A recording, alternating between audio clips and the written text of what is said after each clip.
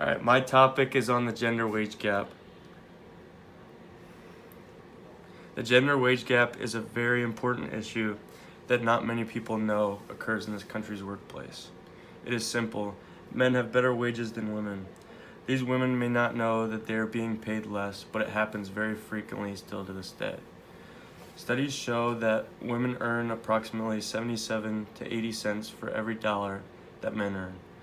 In a sense, this does not seem like that much of a loss for women and their salaries, but these differences in wages can amount to $2 million in losses throughout their lifetime.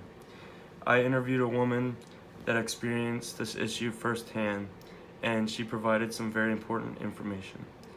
She obtains a job in an office and works with another man that performs the same tasks as her. She has more history in the field, more experience with the profession, and a stronger resume. However, she earns far more less than the man in the office, which just does not make any sense to me. It is very unfair because she works her butt off day in and day out. I feel wages should be calculated based on how hard you work and how much knowledge you obtain about the profession. Wages should not be altered based on someone's gender or ethnicity.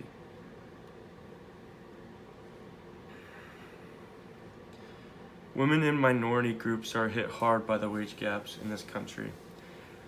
This discrimination is the worst for ethnicities of African Americans, Hispanic Americans, and Asian Americans. In New York, these women minority groups earn approximately 55 cents for every dollar that a white man earns. This is a major statistic that shows that women in minority groups barely make half of what white men do. This discrimination needs to be dealt with because it is not fair for women of the workforce that work just as hard, if not harder, than men to acquire the most prestigious criteria in their preferred field. The thing that is difficult about this issue is that most women do not know that they are being paid less than men, which makes it hard to gather people for protest in order for an advocacy of change. Even if women knew that there was a gender wage gap in our workplace, they potentially would not be able to prove it because people do not have to share any information about their salaries if they do not decide to.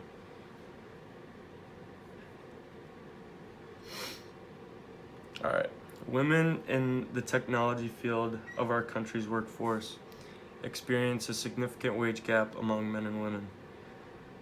Technology companies provide equity-based awards to their employees, and women do not receive these awards very frequently. These awards strengthen employees' resumes and increase their chance of getting a better job that pays more money annually. Additionally, women in the business field of our country's workforce experience a significant wage gap between men and women because women are thought of as lesser working individuals in a work setting. Also, employers argue that women cannot complete their tasks efficiently when they are impregnated. Employers also say that women spend more time than men raising their children, and they believe that this majorly affects the efficiency of their time in the office.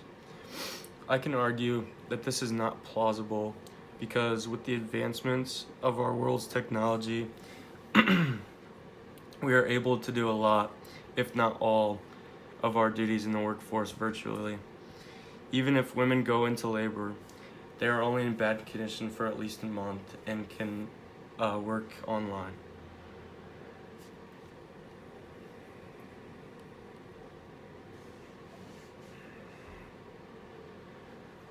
The outlook for this issue is positive, yet not so positive. In the past years, women have been discriminated in the workforce far more worse than women do today. Women used to not even earn a feasible salary. They used to work from home and do tasks around the house, such as cooking for the family, taking care of the kids, and many other tasks.